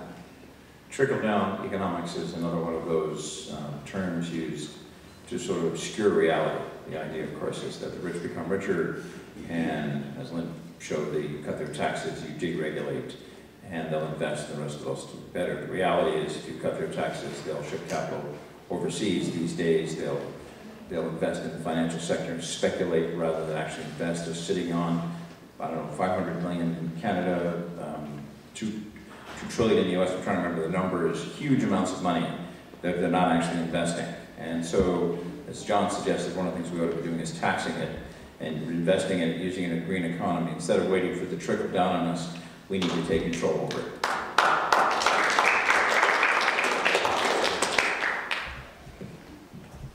I think probably most of you have heard of Kenneth Galbraith, the famous Canadian slash American economist, and when somebody asked him to explain trickle-down economics, he said it's what happens when a horse eats a bushel of oats and then digests it and it comes out the other end, and the birds are picking at what comes out the other end, getting the little husks of oats that are there. He said that's what trickle-down economics is. So, I think that's a very good description of it. Hi, my name is Robert Beaumont. I've got a question about CETA. Someone once told me, I believe yesterday, that municipalities and provincial level governments have the ability to opt out of CETA. CETA, to me, seems like a federal issue. And is it true that there is opt-out on different levels other than our conservatives? Does anyone know about that? I'm a board member of the Council of Canadians, and Steve Schreiber's a lawyer and also a board member. And he said any given province could actually stop CETA by demanding from the federal government, for example, no procurement. So there's any number of ways that any province could block it if they chose to. Any single province could do it if they had the will to do it. I'm Roger Bering. I would like to compliment all 6 speakers on the decisiveness, the openness and the courage with which they have spoken. This specifically after I have been to similar meetings, and I was quite frustrated. And I have changed my life as a consequence of that. I have spent the last year researching as a citizen researcher an issue that the economists haven't looked at for 62 years. And I think I got a solution that is better than anything discussed so far. I would like in a few seconds ask a specific question of Dr. Hudson. But if you wonder if I have to tell you where I come from or anything like that, I'm not an academic. I have a refereed paper with economy in the title, but it is not about economics. I'm also, unfortunately, I've, by the way, spent 2 evenings at meetings of Occupy Winnipeg because after the disappointment with the academic world, didn't seem to speak out very much, and that didn't seem to change anything. I was quite fascinated with the Occupy movement, and maybe the decisiveness of these speeches today may have been somewhat inspired by the pragmatism of the Occupy movement. So let me just quickly, as an illustration also of how I reacted to my frustration about problems not being solved, let me ask you a question that came out of the research, citizen research I started for Dr. Hudson, who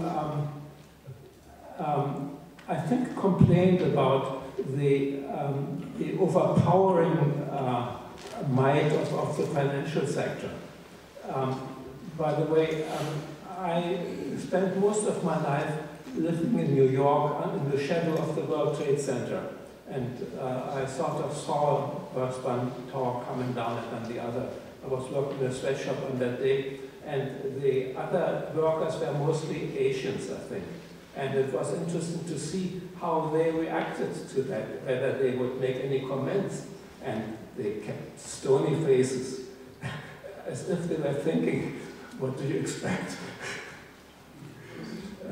Anyway, the question that I have came out of a talk by a Marxist economist at CCPA, actually, 2 years ago, I think, which had in a slideshow a blank area. And I asked about the blank area, and the economist didn't answer me very much.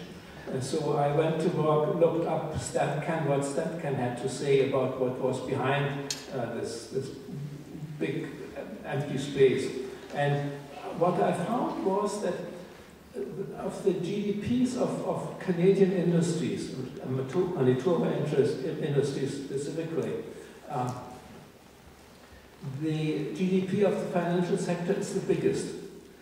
And the biggest component of the bigness of the financial sector in Manitoba, at least, I haven't looked further, the picture is pretty well the same all in North America. The biggest component of the financial sector's GDP, I found, was imputed rent, which is fictitious, is about fictitious transactions and about transactions that don't belong in the financial sector at all. Other countries book this under the household sector. So my question to Dr. Hudson is, does anybody in economics know about this by now, that there's such a swindle going on in North America, which is protected by treaty? The Stadtkan has to list the GDP like that because the harmonizing agreements between the United States and Canada oblige them to do that. But do the economists keep in mind what the reality is behind all that?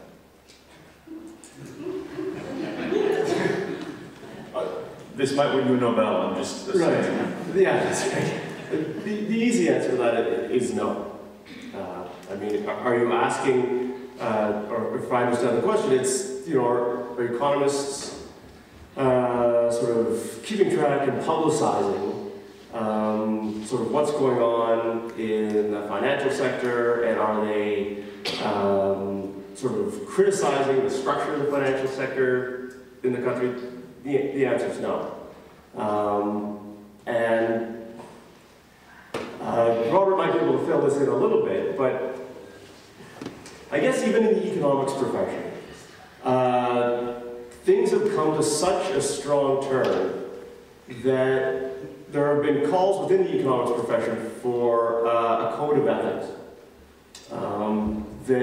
that was never there before. And part of the reason for the code of ethics is because, especially in the financial industry, the financial economists, people were publishing a series of reports about the strengths of the banking industry in Iceland and the strength of the financial industry in the United States as independent academic observers. And what they were not acknowledging is that they were also on the payroll of the financial institutions. And in some of the meetings that we've been to in the United States, they're starting to call for a code of ethics on the part of the economics profession. I don't think it's going to go very far, but even the fact that this is an issue is a stunning turn of events for a profession that is, by and large, an apologist for the industry that it's supposed, or for the kind of economic system that it's supposedly studying. About the economist who said about 100 years ago, the professions are only a conspiracy against the public. Now, he was an economist, and the question is, should the economics profession be licensed so that economists have to swear to serve the public? There's a film, Inside Job, that sort of does a good job of exploring what some of these characters have done, and Adbusters apparently has a new article out actually telling you how much each one of these economists made in their relationship with the financial sector. I haven't seen the article yet. Well, I have a bit of a critical comment to make. Largely, I agree with what was discussed tonight. It's hard not to, but I feel like the analysis specifically from the economists, not so much the other two, was a tad classist in a way. And so I'll just sort of explain why I think that. And I'm just going based on what you guys said, not on what you mean, because I can't know what you mean if you haven't sort of explained it more. Specifically, Robert, you talked about the class war beginning in the 1970s. Now, you may not mean exactly that. You might mean it sort of was ramped up or exacerbated or whatever. But I think, you know, correct me if I'm wrong, but I think class war in some form or other has been happening since the dawn of capitalism. And even before that, since the dawn of feudalism, since the dawn of the notion of class itself. Yes. Okay, excellent.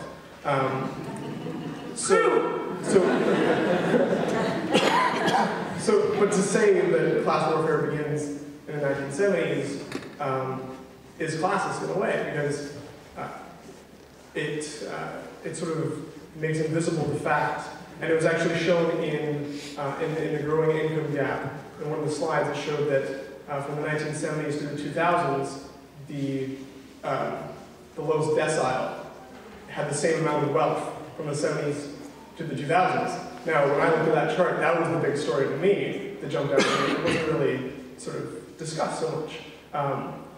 So to say that class warfare began in the 1970s is sort of saying, well, class warfare began on the middle class in earnest. The middle class that was created in the post-World War II period and then sort of declined starting in the 70s. So it's classist in that where it's when the middle class felt the squeeze of class warfare. Before that, the poor had been poor. The income gap had been huge between the rich and the poor, you know, going back as long as you can talk about class. And maybe it's also a bit racist because... Did you have a question for the panel? Well, no, it's a critique that I'll let Robert and maybe the other panelists respond to.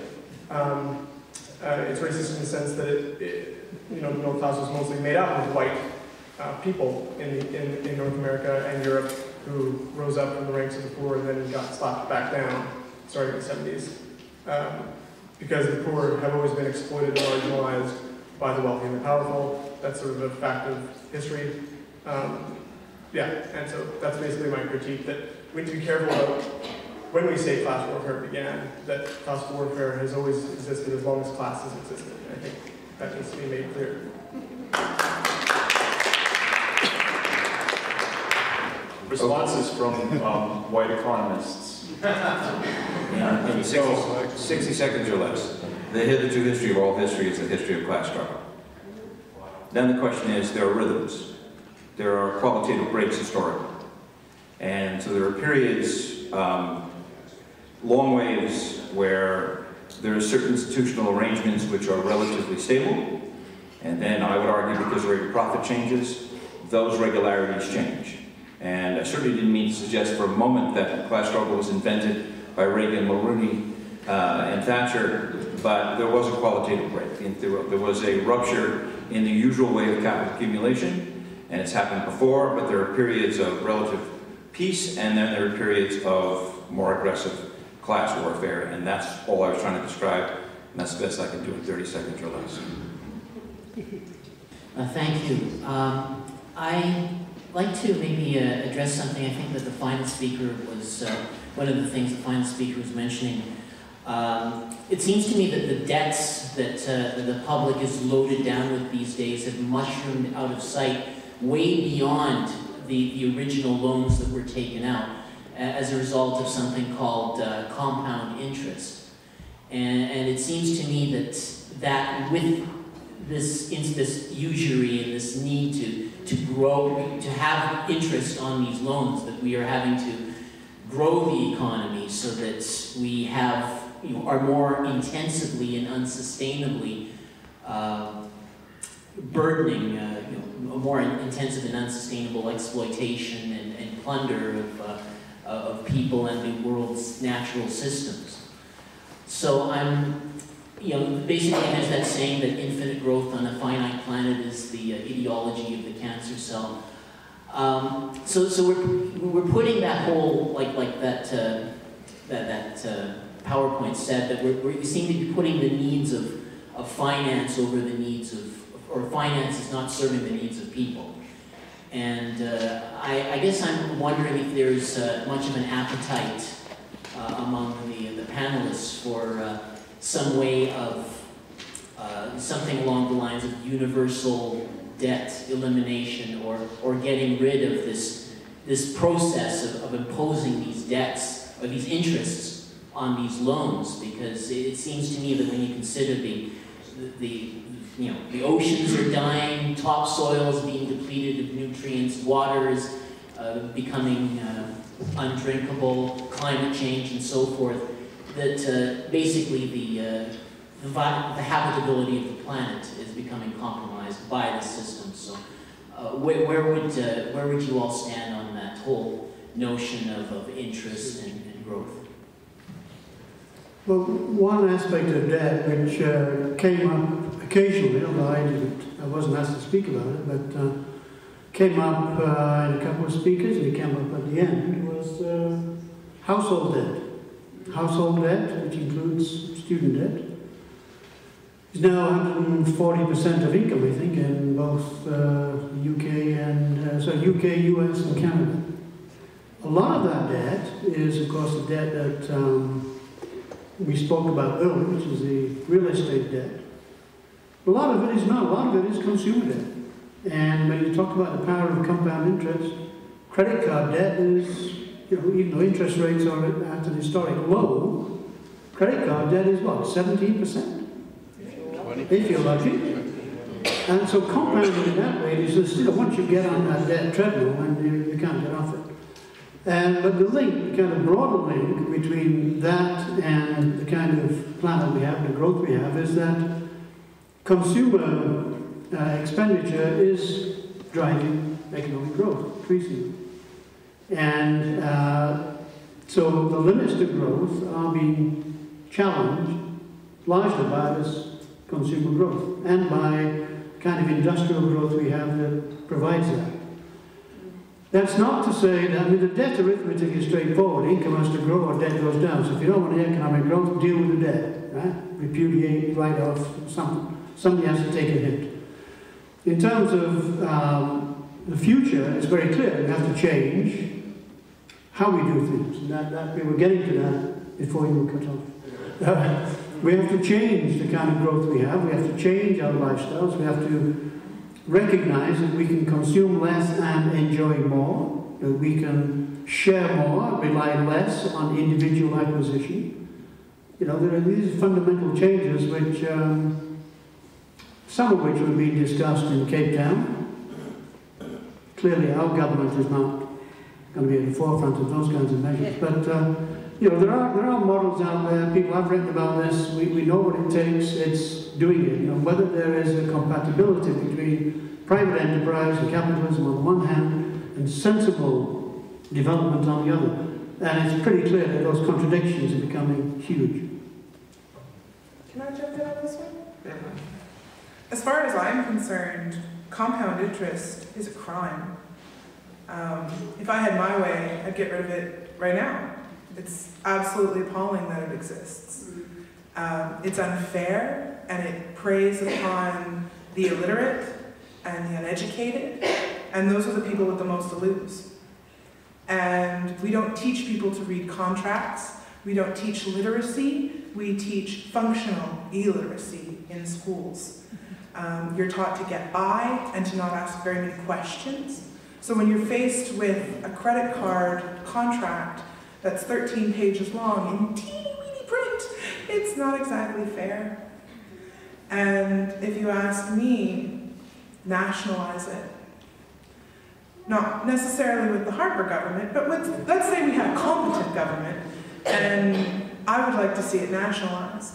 Because the idea of financing your life for profit is disgusting, and it's immoral, and I'm not interested in participating in it anymore.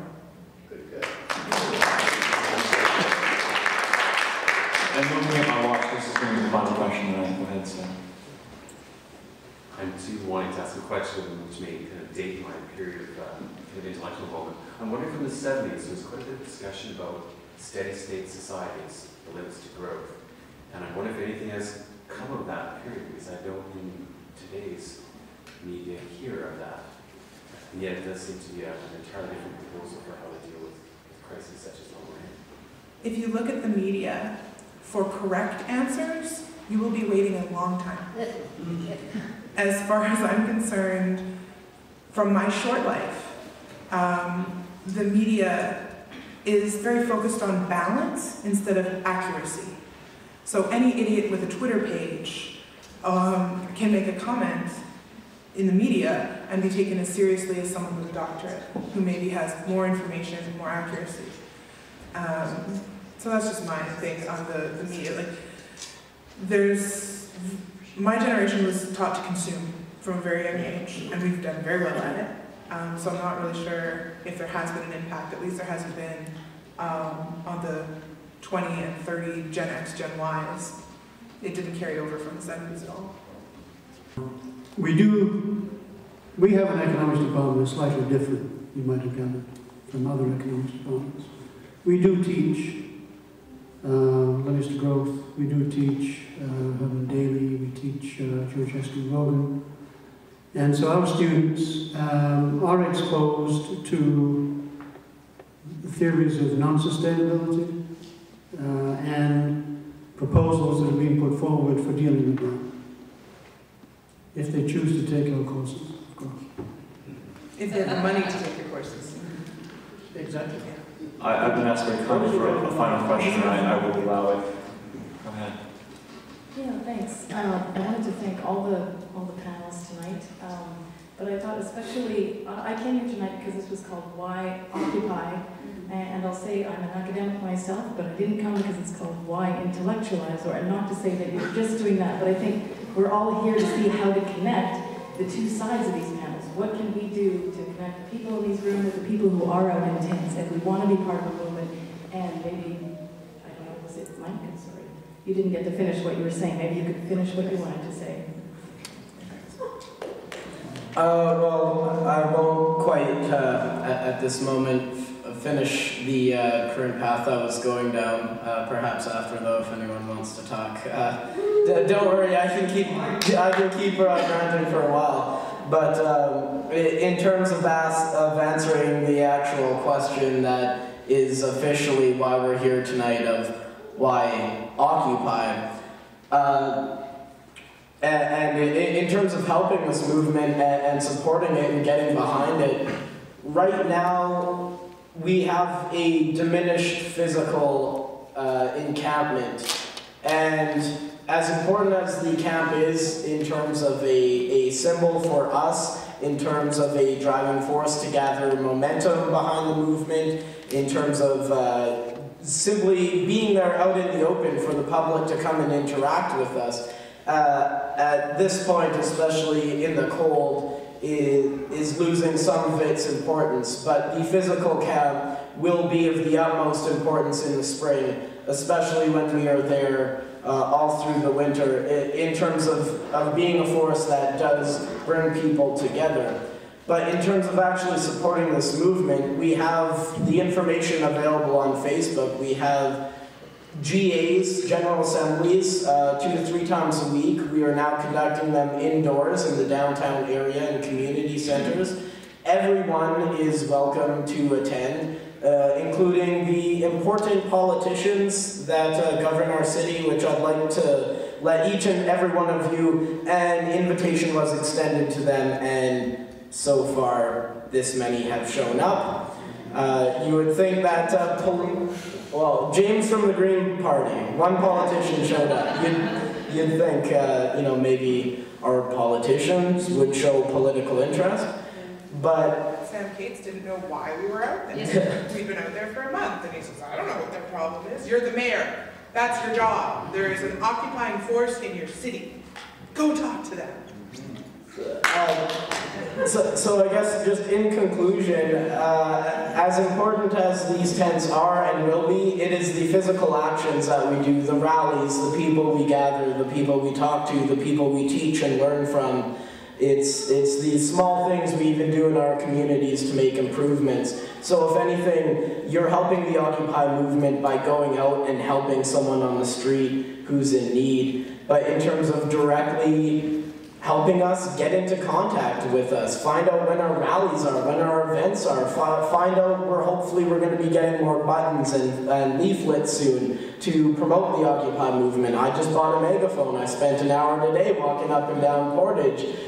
Get the word out there any way you can. Say, hey people, start thinking critically, stop letting the TV think for you, think about things, read first-hand sources, not second-hand sources, become politically and intellectually involved. And that is the best way that you can support this movement.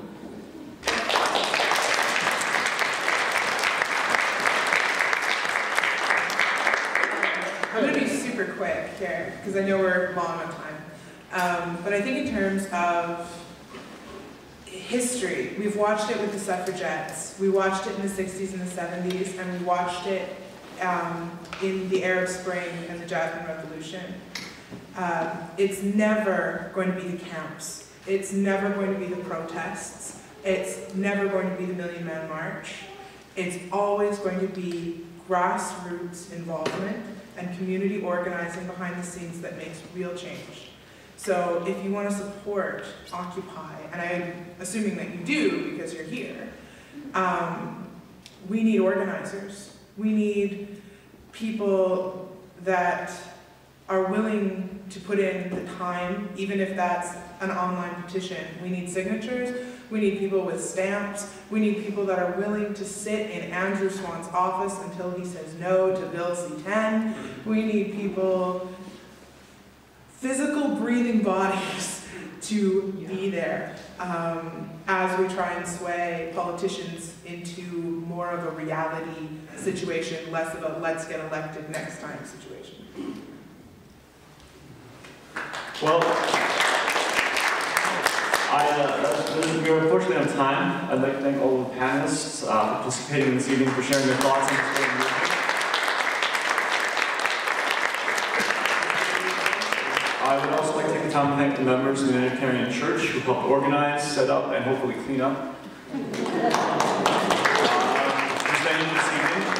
I'd like to thank the Council of Canadians Winnipeg Chapter for their assistance in organizing, advertising, and hosting this event with me.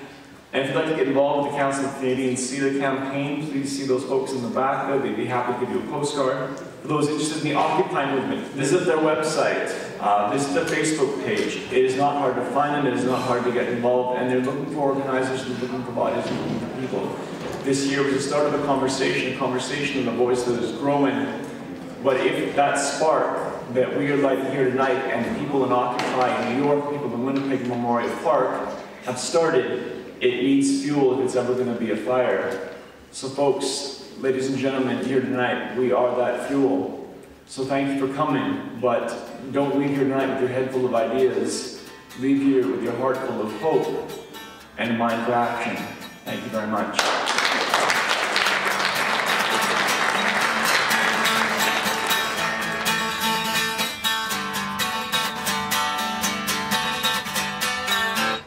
Corporations are not people, and we can't just let them choose, because if we leave our fate to them, then all of us will surely lose. Because the climate clock is ticking, and we can't just leave our world behind, because corporate rule isn't working, and it's time for humans' hearts and minds. Because you can't take it with you, because the rich just do not care, because it doesn't matter how much you make, but how much you can share, because these moments don't come often, because we want truly to be free, because we know what really matters, something called society. So we're gonna stay right